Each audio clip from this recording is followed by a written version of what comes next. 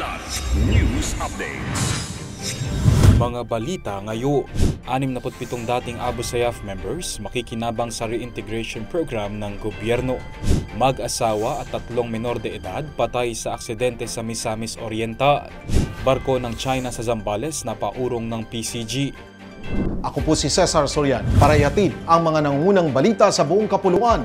Ngayon, 67 dating miyembro ng Abu Sayyaf Grupo ASG at 30 balo ang makikinabang sa reintegration program ng gobyerno sa pangunguna ng Ministry of Public Order and Safety o MPOS Sulu at ng 1102nd Infantry Brigade.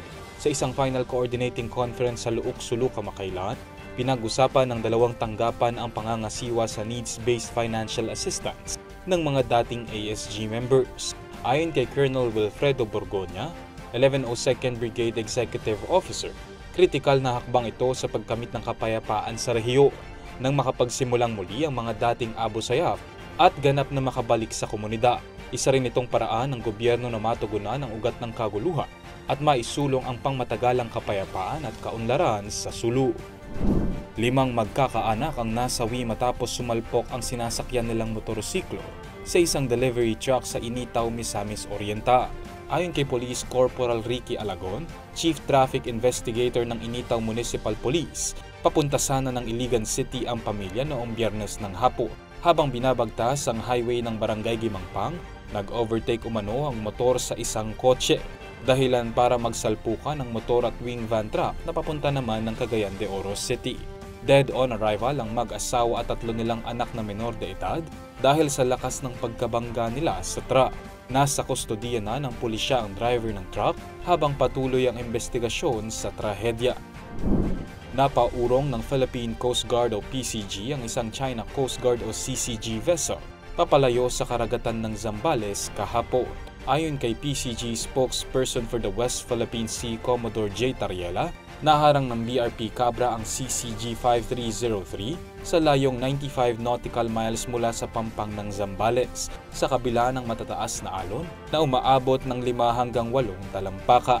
Pinalitan ng 5303 ang CCG Vessel 3103 para panatilihin umano ang iligal na pagpapatrol ng China sa coastline ng nasabing lalawiga.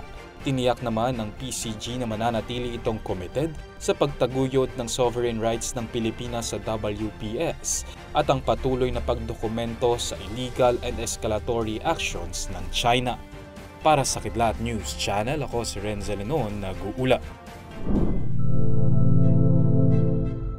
Lord, conquer my fear, faith, and trust in you. Lord, sustain me to persevere. At commit myself to this missionary life. Pinapabigay po.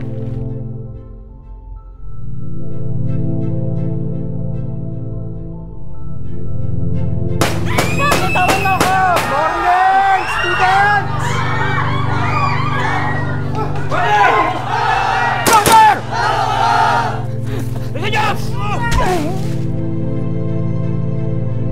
Nagdeklara ng giyera ang Abu Sayyaf.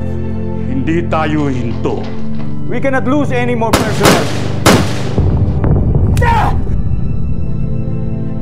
Nawa kayo! Isip mo sarili mo.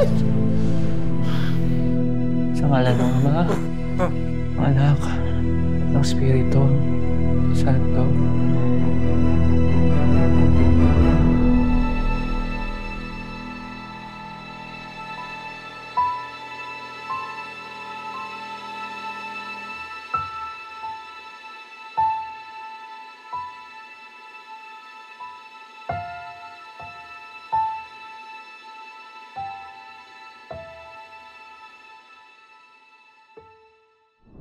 ako po si Cesar Soriano, kasama nyo sa bawat pagputo ng balita.